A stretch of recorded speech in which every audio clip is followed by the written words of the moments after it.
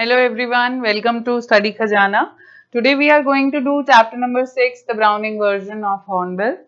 It is actually an excerpt from Greek play that is Terence Rattigan. और इसके अंदर जो हमें सबसे इम्पॉर्टेंट चीज जिस पे हमने डिस्कशन करना है दैट इज प्रोफेशनल एथिक्स या सेम प्रोफेशन में रहते हुए सेम काइंड ऑफ पीपल एक दूसरे का रिस्पेक्ट रखते हैं या नहीं रखते हैं प्लस सेकंड मेजर टॉपिक या मेजर वैल्यू बेस्ड क्वेश्चन जो हम इसमें कवर करते हैं that is role of teachers किस तरह के टीचर्स होने चाहिए so you must be seeing this the Browning version by Terence Rattigan.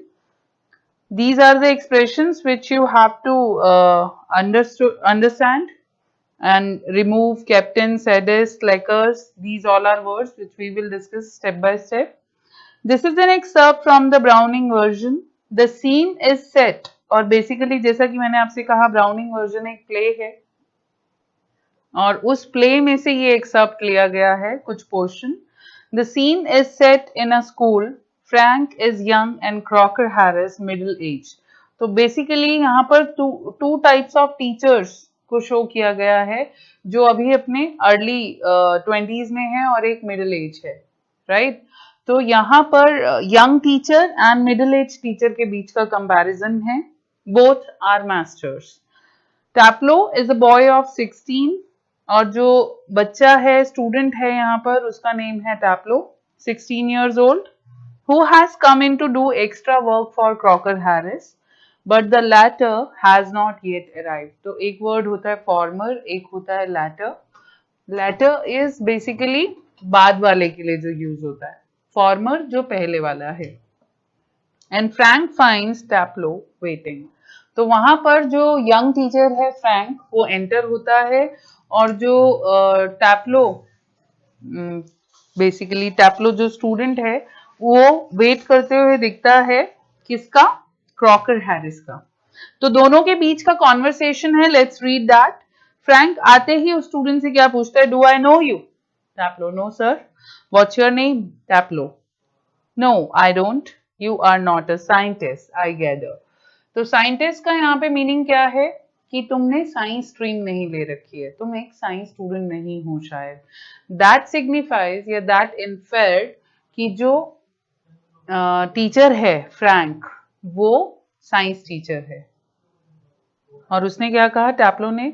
No sir I am still in the lower fifth. I can't specialize until next term. That is to say if I have got my remove all right. तो basically बहुत सारी countries में जैसे हमारे Indian education system में तो हम first से 12th तक पढ़ते हैं. उनका जो एक ऑर्डर पैटर्न होता है वो 12 to 1 चलता है like lower fifth then fourth third two 1. So basically यहाँ पर जो उसने बताया लोअर फिफ्थ जहां जाकर ये लोग अपनी स्ट्रीम चूज करेंगे that all depends on result which they get. If I have got my remove all right. तो उसने कहा नेक्स्ट टर्म तक मैं अभी स्ट्रीम चूज नहीं कर सकता जब तक मुझे रिमूव ना मिल जाए. That remove is result. Okay, 1 second. That remove is result. तो जब तक इनको रिजल्ट ना मिल जाए तब तक ये कौन सा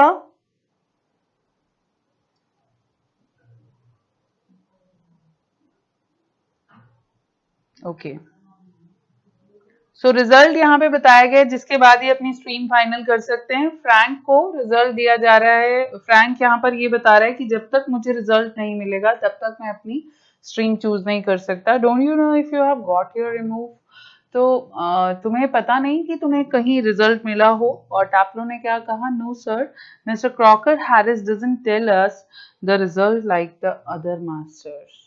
तो फ्रैंक का ये पूछना इस बात को इंडिकेट करता है कि फ्रैंक उन टीचर्स में से नहीं है जो रूल्स एंड रेगुलेशंस को फॉलो करते हैं और मिस्टर क्रॉकर हैरिस जो यहाँ प्रेजेंट ही नहीं है उनके बारे में ये पता चलता है कि वो रूल्स एंड रेगुलेशन को जिसे हम डिसिप्लिनेरियन बोलेंगे कि वो डिसिप्लिन को बहुत ज्यादा प्रेफर करते हैं. Taplow no sir mister Crocker Harris doesn't tell us. और यहाँ इन्होंने क्या बताया जो ब्राउनिंग वर्जन है Robert Browning's translation of Greek tragedy Agamemnon. तो यहाँ पर ये उस प्ले के बारे में बताया गया है जो ग्रीक ट्रेजेडी से रिलेटेड है। ओके अब फ्रैंक पूछता है why not, well you know what he is like sir. अच्छा ऐसा क्यों नहीं कि तुम्हें पता ही नहीं है कि तुम्हारा रिजल्ट क्या है। तो उसने बोला कि well you know what he is like sir, आप लोगों को पता तो होगा कि वो सर किस तरह के हैं। I believe there is a rule that form results should only be announced by the headmaster on the last day of term. तो फ्रैंक यहाँ पर ये बोलता है कि मुझे पता है और मैं ये जानता हूँ कि रूल है कि रिजल्ट जो भी बताया जाएगा वो हेडमास्टर ही अनाउंस करते हैं। टैप्लो बोला yes but who else pays attention to it except mister Crocker Harris.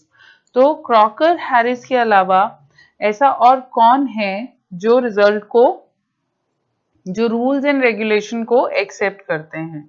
ये उसने कहा कि मिस्टर क्रॉकर हैरिस के बिना ऐसा कौन सा टीचर है जो रूल्स एंड रेगुलेशंस फॉलो करते हैं, एक्सेप्ट मिस्टर क्रॉकर हैरिस। तो यहाँ पर हमें क्रॉकर हैरिस की कौन सी कैरेक्टरिस्टिक समझ में आती है, that is he was very particular about rules and regulations. I don't, I admit, but that is not criteria. That is no criteria. तो यहाँ फ्रैंक ने एडमिट किया है कि हाँ वो रूल्स एंड रेगुलेशंस पे बिल्कुल भी अटेंशन पे नहीं करते। तो यहाँ पर वो एक सही एग्जाम्पल सेट नहीं कर रहे अपने स्टूडेंट्स के लिए। दो तरह के टीचर्स होते हैं, एक जो जनरली इस चीज में बिलीव करते हैं कि स्टूडेंट आना चाहिए हमारे पास, हमारे लिए बुरा मत बोले, बाकी सबके लिए खैर है। तो ये उस तरह के टीचर हैं who do what others feel right।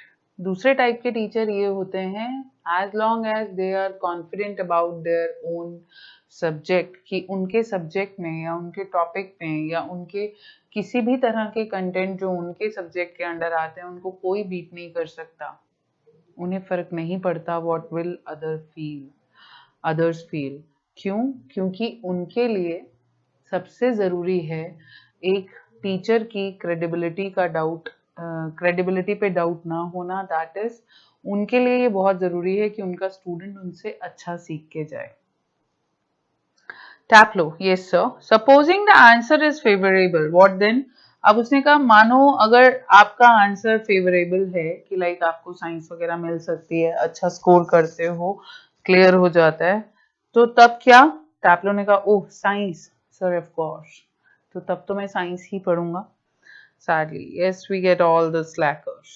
तो हमें जो लोग भी मिलते हैं वो मिलते हैं स्लैकर्स, मीनिंग अंडर अचीवर्स। जितने भी स्टूडेंट्स हमारे पास आते हैं वो कौन आते हैं? Under achievers. ठीक है। Protestingly I am extremely interested in science sir.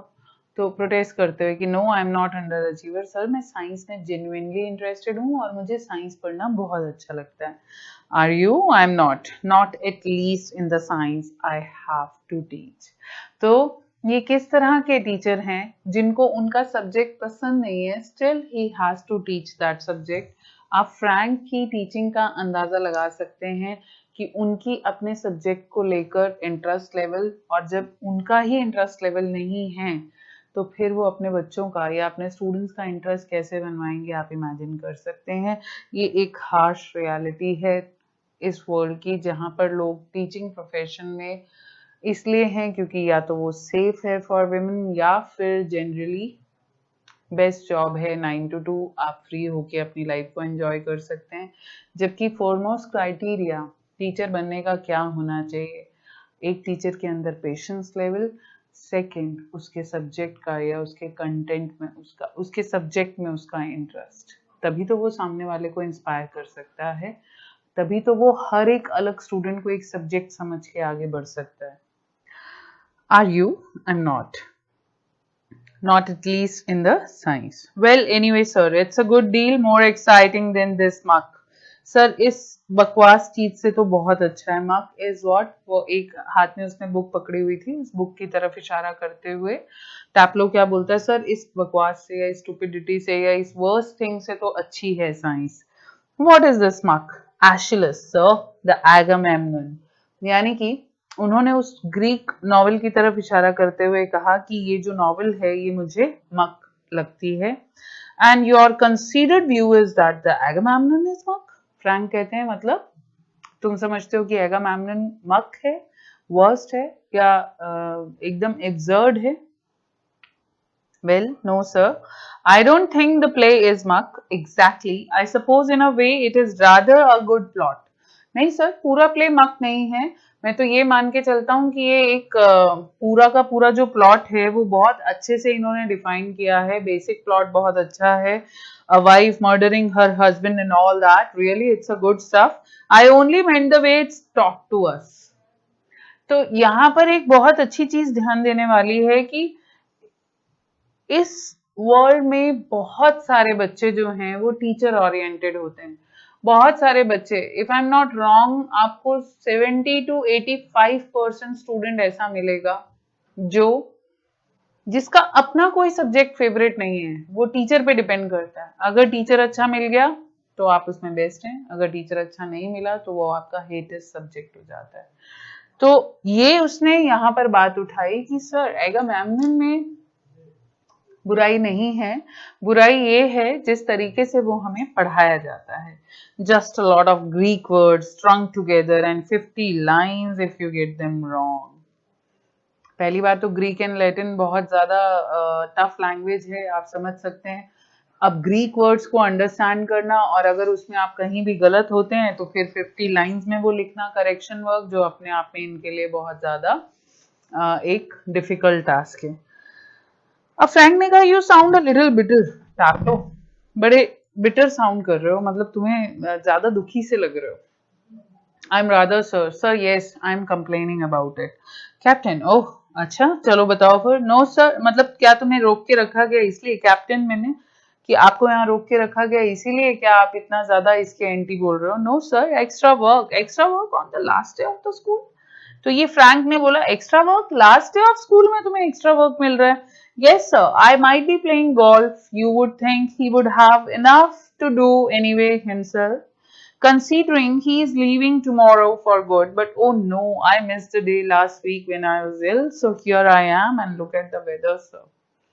तो इस समय टैप्लो का जो प्ली था वो किसकी अगेंस्ट था कि वेदर इतना अच्छा है, आज मुझे गोल्फ खेलना था, लेकिन क्योंकि मैं लास्ट वीक एक दिन ऑफ पे था तो आज मुझे एक्स्ट्रा वर्क के लिए रोका गया है, क्योंकि कल सर ने, कौन से सर ने, क्रॉकर हैरिस ने कहीं जाना है, इसलिए मुझे आज रोका गया है। अब फ्रैंक ने क्या कहा? Bad luck, still there is one comfort, you are pretty well certain to get your remove tomorrow for being a good boy in taking extra work.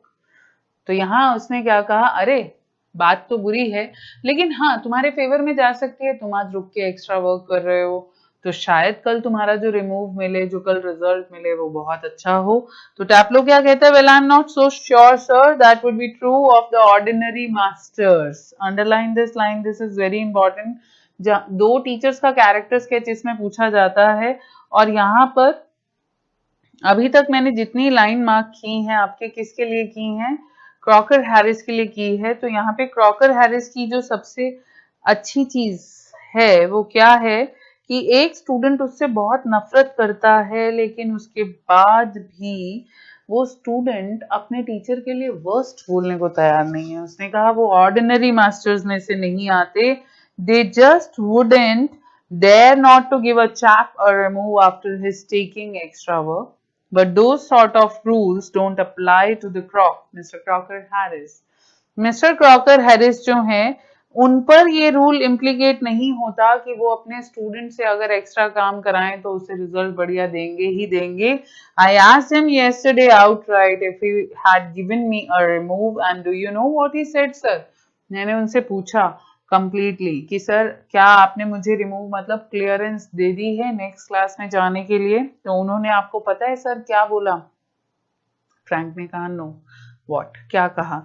तो Frank is actually enjoying You know what Taplow is saying, how he is imitating him, how he is against his teacher, but कहीं ना कहीं उनका वो pleasure कम हो जाता है जैसे ही वो उस बुराई में भी एक होल्ड देखते हैं क्रॉकर हैरिस का उनके स्टूडेंट्स पे. So imitating a very gentle rather throaty voice, my dear Taplow.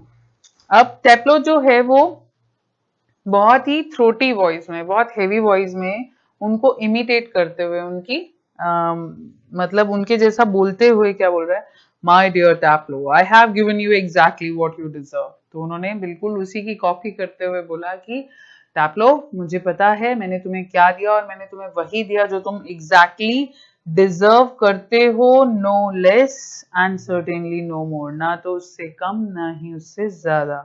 Do you know, sir? I think he may have marked me down rather than up for taking extra work. और sir वो तो ऐसे लोगों में से हैं जो अगर फील होना चाहिए सामने वाला जो है मुझे क्या कर रहा है, फ्लैटरिंग कर रहा है या मुझे खुश करने की कोशिश कर रहा है, वो उसका और मार्क्स कम कर देंगे.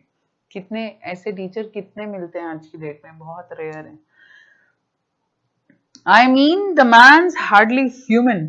मतलब ह्यूमन बीइंग जैसी कोई बात ही नहीं है. ही ब्रेक्स ऑफ क्विकली और बहुत जल्दी, sorry sir have I gone too far, और एकदम से उसे समझ आती है यार टीचर के सामने दूसरे टीचर की बुराई कर रहा हूँ, अब तो क्लास लगी.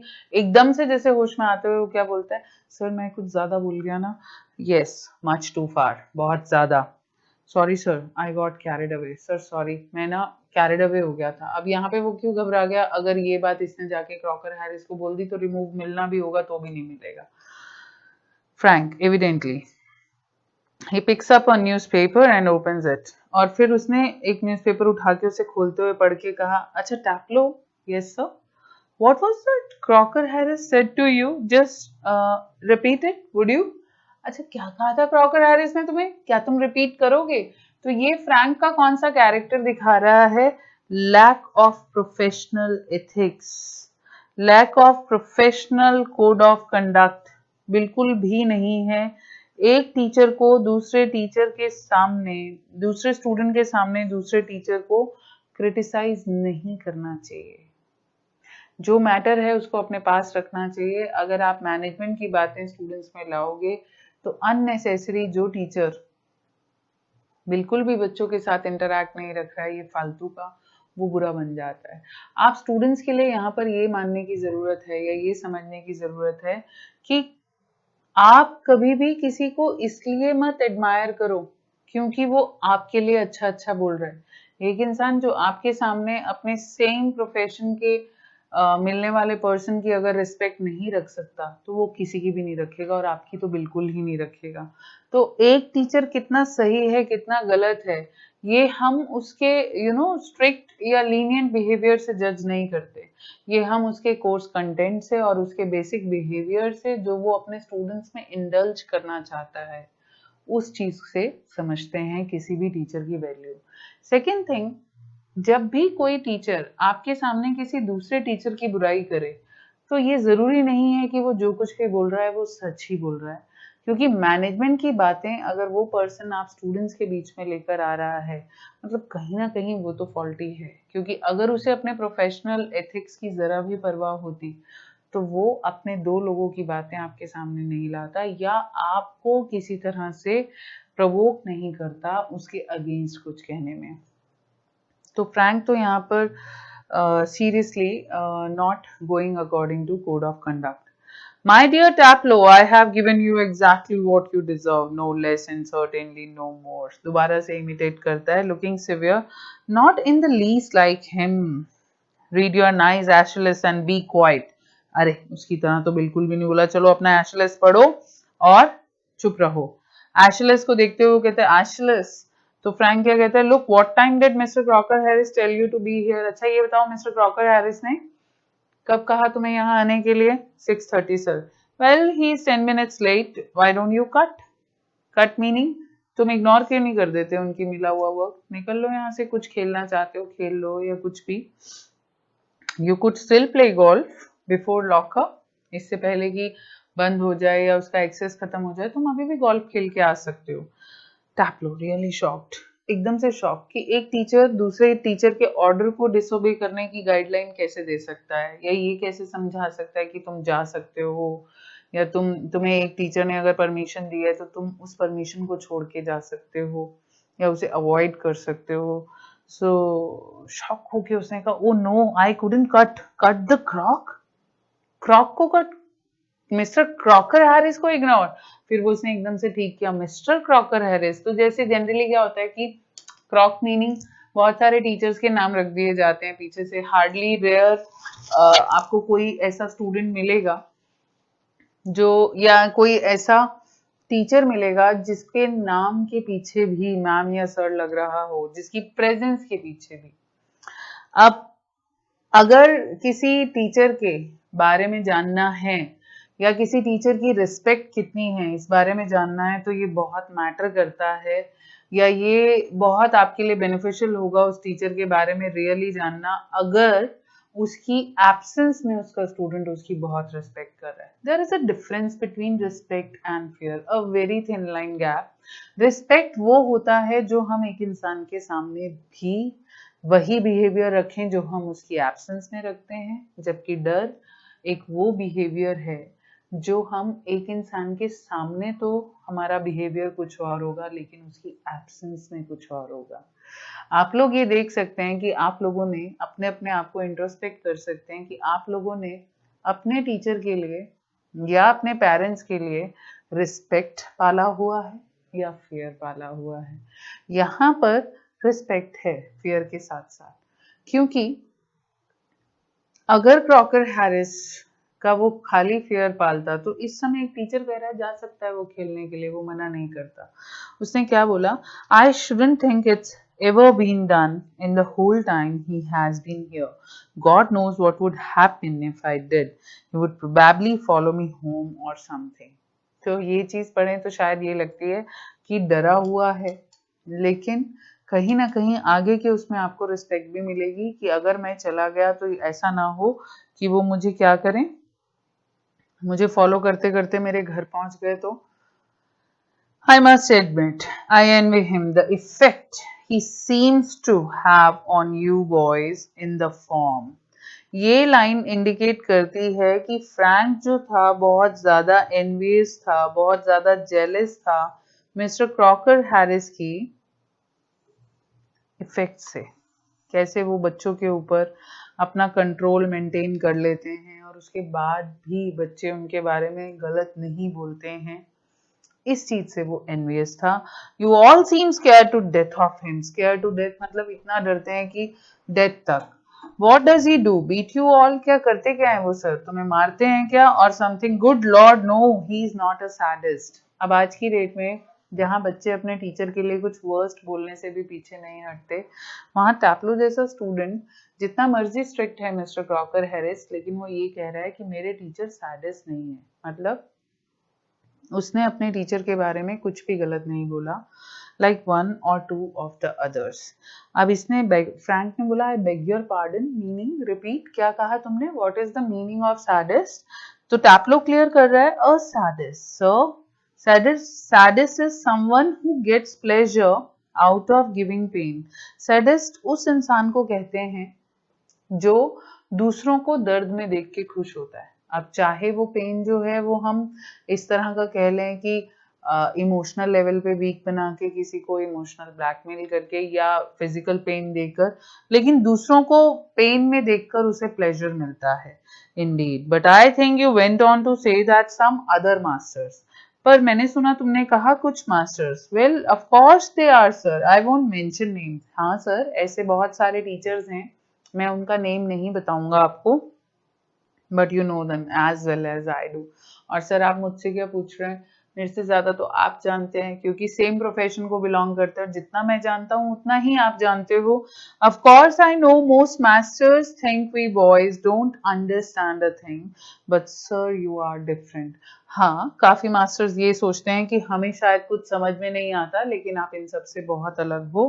But sir you are different, you are young, well comparatively anyway, and you are science. You are science meaning, और सर आप तो साइंस पढ़ाने वाले हैं, you must know what sadism is, और आपको तो बहुत अच्छे से पता होगा कि सैडिज्म क्या होता है।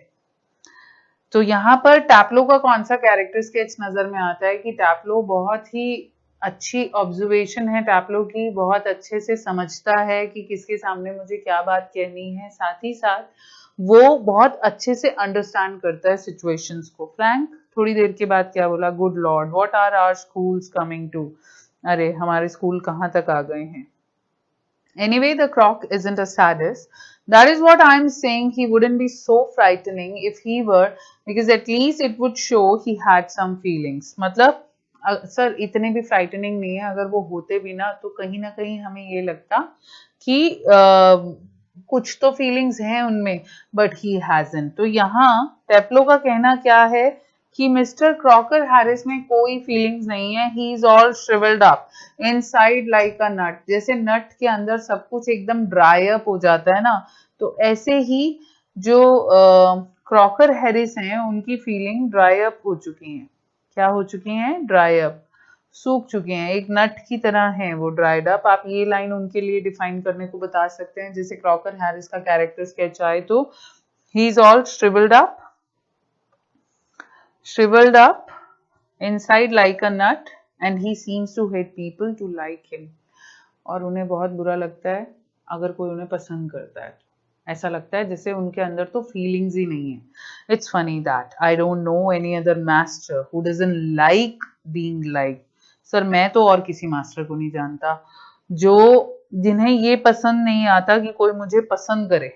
मीनिंग जो क्रॉकर हैरिस की जो टीचिंग है वो फेवरिज्म पे बेस नहीं है, वो इस चीज पे बेस नहीं है कि आप सामने वाला मुझे पसंद करेगा ही करेगा।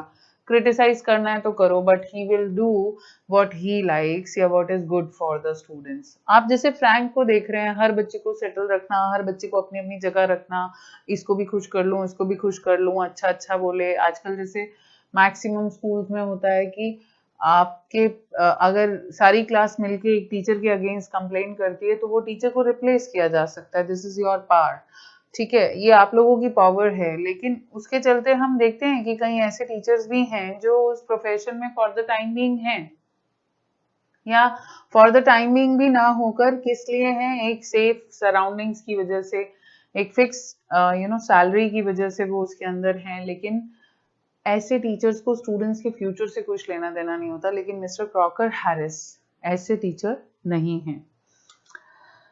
अब उसने कहा I don't know any boy who doesn't use that for his own purposes. Frank ने कहा मैं तो नहीं जानता किसी भी ऐसे बॉय को जो इन चीजों को अपने पर्पस के लिए यूज ना करे। उसने कहा well it's natural sir but not with the Crock. Sir ये बहुत नेचुरल है, बहुत सारे टीचर ऐसे हैं जिनके लिए मैटर करता है कि बच्चे उनको या स्टूडेंट्स उनको पसंद करें, उनके बारे में अच्छा अच्छा बोले, लेकिन वो पर्सन क्रॉकर हैरिस नहीं है। एंड बिलीव मी, जिस दिन आप लोगों को खुद के बिहेवियर में भी ये वाला कैरेक्टर अगर डेवलप हो गया जिसमें हमें परवाह नहीं है कि कोई हमारे बारे में क्या सोचेगा, या हम जिस बिजनेस में डील कर रहे हैं, जिस फील्ड में डील कर रहे हैं, उस फील्ड में कोई हमको लेके क्या डिसीजन लेता है, या हम दूसरों को जस्टिफिकेशंस देने में लगे रहें, या ये सोचते रहें कि मेरे इस क्लाइंट को या उस क्लाइंट को या मेरे इस पर्टिकुलर अगर मान लीजिए वो टीचिंग प्रोफेशन है तो मेरे स्टूडेंट को ये चीज अच्छी लगेगी या नहीं लगेगी। लेकिन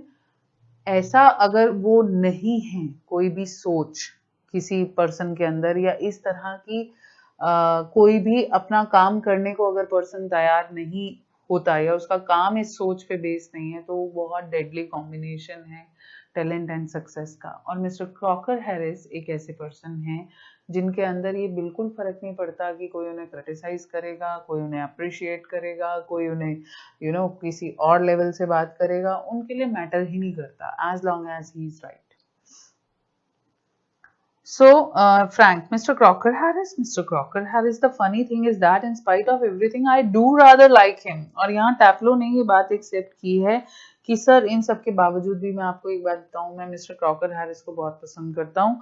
I can't help it and sometimes I think he sees it and that seems to shrivel him up even more।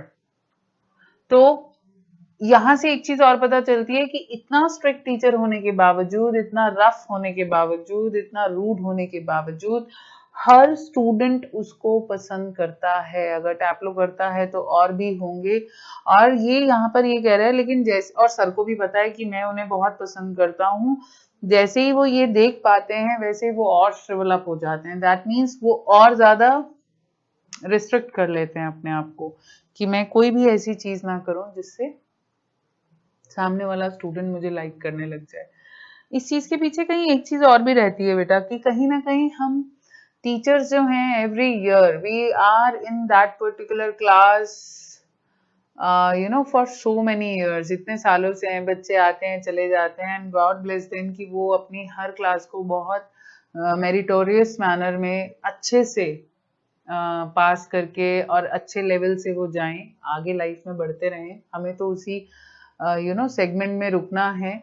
तो एक तरह का ना इमोशनल बॉन्ड डेवलप हो जाता है। तो अपने आप को उस पेन से रोकने के लिए कुछ टीचर्स जो हैं वो बहुत अपने आप को एक रिस्ट्रिक्टेड एनवायरनमेंट में रख लेते हैं जहां वो कनेक्ट नहीं हो पाते। लेकिन कई ऐसे भी हैं जो आपको शो करेंगे कि they are very much connected to you like Frank, but उनको कोई फर्क नहीं पड़ता आपके होने ना होने से, क्योंकि ना वो अपने प्रोफेशन को अच्छे लेवल से डील कर रहे हैं और ना ही वो आप लोगों के इमोशंस को समझेंगे।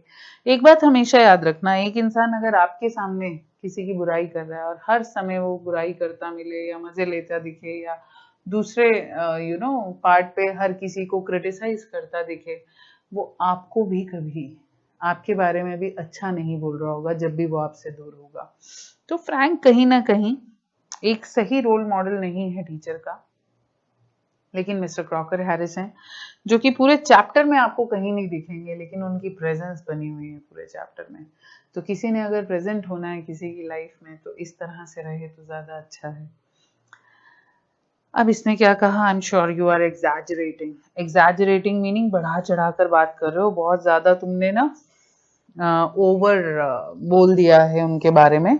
No sir I am not inform the other day he made one of his classical jokes. तो यहाँ पर एक और चीज है कि मिस्टर क्रॉकर हैरिस बहुत अच्छे जोक्स सुनाते हैं। आजकल आप इस चीज को, उनके तो हो सकता है बहुत अच्छे हों, लेकिन आजकल के टीचर्स जनरली जो जोक्स वगैरह प्ले करते हैं, मीनिंग जो भी बात वो कहेंगे उनको स्टूडेंट्स पीजेस के नाम पे ले जाते हैं। तो यहाँ पर उसने कहा कि अपने मतलब उन्हीं का एक पैटर्न है उन जोक्स का। Of course nobody laugh because nobody understood it. Sir पूरा क्लास में कोई नहीं हंसा क्योंकि किसी को समझ नहीं आया, myself included. Still I knew he had meant it as funny, so I laughed.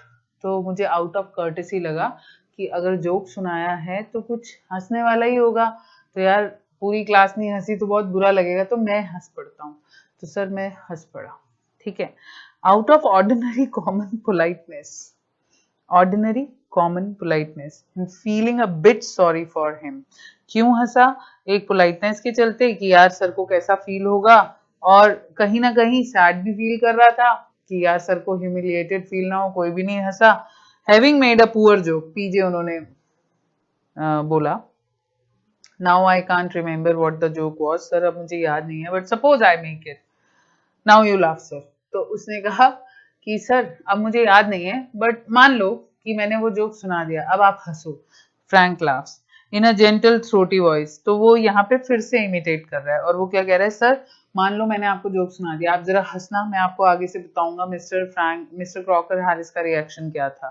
फिर से इसने बड़ी जेंटल और थ्रोटी वॉइस में बोला, Taplo, you laughed at my little joke, I noticed. I must confess that I am pleased at the advance your Latin has made, since you so readily have understood what the rest of the form did not. तो उन्होंने उसको क्या कहा, किसने? Crocker Harris ने। अरे वाह टैप्लो, I am very happy कि तुम्हें ये चीज समझ आई। और समझ क्यों आई? क्योंकि तुम्हें ग्रीक समझ आई होगी, और ग्रीक समझ आई इसका मतलब तुम इम्प्रूव कर रहे हो। तो उन्होंने इस बात को वैसे लिया और आगे क्या कहा, Perhaps now you would be good enough to explain it to them। अब शायद आप इतने अच्छे से एक्सप्लेन करें क्लास को ताकि वो भी आपकी हैप्पीनेस शेयर कर सकें, so that they too can share your pleasure. और ऐसा बोलते ही इन्हें बहुत हंसी चिड़ी, और आप समझ सकते हैं उस समय फ्रैंक का हाल क्या हुआ होगा, टैप्लो का सॉरी, क्लास के अंदर। अब जिस समय इन दोनों की बातचीत चल रही है उसी समय मिसेस क्रॉकर हैरिस रूम में एंटर होती हैं। The door upright is pushed open and Millie Crocker Harris enter. तो उनका नाम क्या है? Millie. She is a thin woman in her late 30s, rather more smartly dressed than the general run of schoolmasters' wives. तो mister Crocker Harris की जो wife हैं खूब क्लासी, खूब अच्छे तरीके से तैयार होने वाली हैं, लेट 30s में हैं और स्कूल मास्टर्स की वाइफ जैसे रेडी होती हैं उन कैटेगरी की नहीं है, वो काफी स्मार्टली ड्रेस्ड हैं. She is wearing a cape and carries a shopping basket. उन्होंने केप पहन रखा है, शॉपिंग बास्केट उनके हाथ में है. She closes the door and then stands by the screen watching Taplow and Frank. वो दरवाजा बंद करती हैं और टैप्लो और फ्रैंक को बात करते हुए सुन रही हैं. It is a few seconds before they notice her. और ये जब बात चल रही थी, इससे कुछ सेकंड पहले फ्रैंक ने और टैप्लो ने मैम को नोटिस किया. Frank, come along, Taplow. Move slowly above the desk. Do not be so selfish as to keep a good joke to yourself. Tell the others. तो अब वो फ्रैंक जो है हंस रहा था.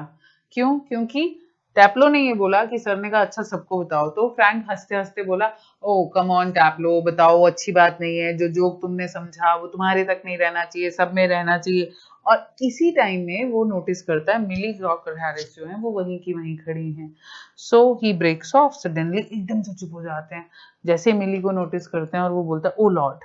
मीनिंग अगर वो सही होता टीचर तो उसको घबराने की क्या जरूरत थी, लेकिन ऐसी चीज उसे तभी नहीं करनी चाहिए थी, चाहे जितनी मर्जी बात किस तरह की हो, लेकिन अगर एक जगह पे मजाक उड़ाया जा रहा है तो आपको सेम प्रोफेशन में रहते हुए या प्रोफेशन सेम ना भी हो, आपको हर किसी की डिग्निटी को अंडरस्टैंड करना चाहिए. अब एक पेरेंट है, अगर अपने बच्चों के सामने खुद ही टीचर को क्रिटिसाइज करेगा तो उस बच्चे में क्या कभी टीचर के लिए रिस्पेक्ट डेवलप हो पाएगी? कभी भी नहीं हो पाएगी. और एक टीचर अगर हमेशा ही स्टूडेंट्स के सामने कहेगा तुम्हारे पेरेंट्स के वो एक ऐसा कंट्रास्ट सेट करता रहेगा तो क्या उनके मन में कभी भी पेरेंट्स की रिस्पेक्ट आ पाएगी? रेयर है. कहीं ना कहीं एक ऐसा पॉइंट आ जाएगा जो उनको कुछ गलत करने पे मजबूर करेगा. सिमिलरली अगर बच्चे जो हैं वो दो मेजर लोगों को ही देख के सीखते हैं, या पेरेंट्स को या टीचर्स को, तो टीचर्स उनका पहला कनेक्शन है एक प्रोफेशनल वर्ल्ड से रूबरू होने का. तो जो वो देखेंगे कि it's okay to talk about someone, to back bitching about, और ये चीजें अगर उन्हें अच्छी लगेंगी तो वो आपस में भी एक दूसरे की रिस्पेक्ट करना भूल जाएंगे. तो यहाँ पर फ्रैंक को पहले समझना चाहिए था. वो बहुत क्विकली टर्न लेता है. Seems infinitely relieved at seeing Millie. अब फ्रैंक कहता है oh hello Millie without expression. Hello. She comes down to the sideboard and puts her basket on it. Sideboard जो जैसे स्टेयर्स के नीचे या कहीं साइड पार्टीशंस बने होते हैं, ड्रॉर्स की कैबिनेट होती है लकड़ी की, उसे साइडबोर्ड कहते हैं. उसमें उन्होंने अपनी बास्केट रखी, कोई एक्सप्रेशन नहीं है उनके चेहरे पे. Moving up to left of Frank की तरफ गई और whispering frantically do you think she heard. Taplow गया और उसने बोला तुम्हें लगता है कि उसने सुना होगा? Frank shakes his head comfortingly. उसने बड़े उससे अपना सिर हिलाया और उसको श्योर था कि इसने नहीं सुना. Millie takes off her cape and hangs it on the hall stand. अपना केप उतार के वो हॉल स्टैंड पे टांगती हैं. I think she did. She was standing there quite a time. Frank ने कहा नहीं सर, सुन लिया है शायद, क्योंकि वो काफी देर से वहां खड़ी थी. If she did and she tells him, there goes my remove. उसने कहा अगर उन्होंने सुन लिया है. अच्छा, तो पहले फ्रैंक ने कहा, टैप्लो ने बोला कि नहीं, और फ्रैंक ने कहा मुझे लगता है सुना है. और अगर टैप्लो ने बोला कि अगर सुन लिया है, there goes my remove, फिर तो मेरा रिजल्ट गया, फिर तो कोई चांस नहीं है. फ्रैंक क्या बोलता है? Nonsense. He crosses to the fireplace, और गुस्से में वो फायरप्लेस की तरफ जाता है. Millie takes the basket from the sideboard, moves above the table and puts the basket on it. Millie basket उठाती है वहां से, takes the basket, और टेबल से मूव कराती हुई puts the basket on it, मतलब उसके ऊपर रख देती हैं. और टैप्लो को बोला waiting for my husband. अच्छा, मेरे हस्बैंड की वेट हो रही है. Moving down left of the table. Yes. He's at the bursars and might be there quite a time. अभी वो बर्सर पर हैं और शायद उनको टाइम लगे. If I were you, I would go. मैं अगर तुम्हारी जगह होती तो मैं अब तक चली गई होती. टैप्लो ने बहुत डाउटफुली देखा और क्या कहा? He said most particularly I was to come. Sir, Taplow ने ये बोला कि मैम उन्होंने कहा था कि वो जरूर आएंगे. Well, why don't you run away for a quarter of an hour and come back? थोड़ी देर के लिए चले जाओ, quarter of an hour meaning 15 minute के लिए चले जाओ, फिर आ जाना वापस। अपने बास्केट में से वो सामान निकालना शुरू कर देती हैं, अनपैक्स।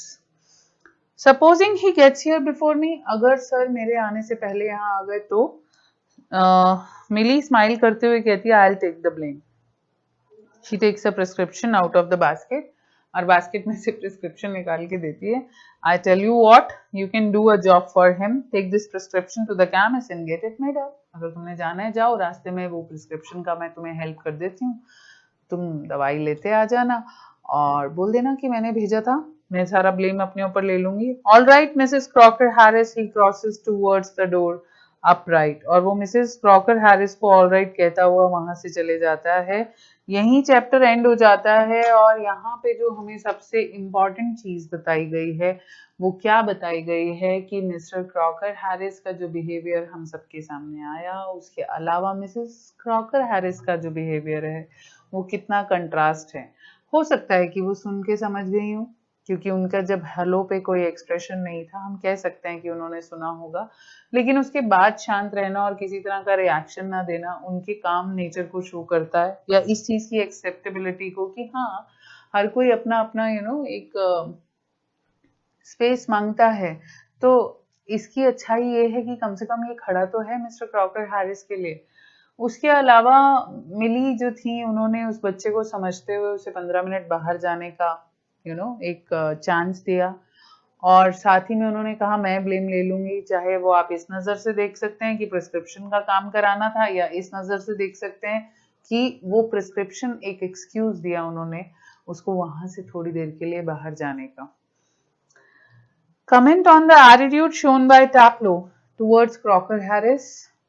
ऑल्दो जो भी कमेंट है यहाँ पर वो यही है कि वो चाहे टफ से या वर्स से लगे हैं, लेकिन रिस्पेक्ट पूरी दिखी है टैप्लो के दिल में मिस्टर क्रॉकर हैरिस के लिए, और वो जितने पॉइंट्स मैंने मार्क किए हैं आप उन सब पॉइंट्स को बताएंगे। Does Frank seem to encourage Taplow's comment on Crocker Harris? Yes. जैसे एक बार उसने बोला, न्यूज़पेपर ले लिया और बोला बताना जरा कैसे बोलते हैं वो, तो तब उसने इमिटेट करवाया। जिस समय वो जोक की बात कर रहा था तब वो इमिटेट करा रहा था, और कैसे क्या वो सैडिस्ट हैं, बातों को इस तरीके से जानना, तो वो ये बातें कर रहा था। What do you gather about Crocker Harris from the play? आप क्रॉकर हैरिस के बारे में क्या गैदर करते हैं इस प्ले में से? वो यही है कि क्रॉकर हैरिस एब्सेंट होते हुए भी प्रेजेंट थे पूरे चैप्टर के अंदर, और हमने उनका बेसिक जो बिहेवियर है वो खुद से ऑब्जर्व नहीं किया, वो हमने किसके पॉइंट ऑफ व्यू से किया? हमने टैप्लो के पॉइंट ऑफ व्यू से किया। वहां पर हमें क्रिटिसिज्म कम लेकिन रिस्पेक्ट बहुत दिख रही थी। तो मेजर क्वेश्चन जो इसमें आता है वो क्रॉकर हैरिस का कैरेक्टर स्केच, दो टीचर्स का कंट्रास्ट, किस तरह का टीचर होना चाहिए। बेसिक बात तो हम एक पॉइंट में यही खत्म कर सकते हैं, जो who do good for others without thinking what others feel. Student को अच्छा लगेगा या नहीं लगेगा इस चीज को सोचे बिना what is right for the student, if that teacher does anything for the student, then that teacher is the best one. Nobody can be better than that teacher. So basically यही questions हैं जो इसमें cover हो सकते हैं। आप अपने किसी भी एक अच्छे टीचर के ऊपर आज एक डायरी लिख सकते हैं, या आपके कुछ ऐसे टीचर्स को इंट्रोस्पेक्ट कर सकते हैं जिनसे आपने लाइफ में बहुत अच्छे लेसन्स लिए हों, और अपनी ही समझ को थोड़ा सा क्वेश्चन कर सकते हैं कि आप अगर किसी टीचर को अच्छा बोल रहे हैं तो किस लिए बोल रहे हैं, क्योंकि वो आपको वो हर गलत काम में भी हेल्प करता है जो नहीं करना चाहिए, या इसलिए कि जेन्युइन उसमें अच्छाइयाँ हैं। On this note I take your leave. Thank you so much for listening.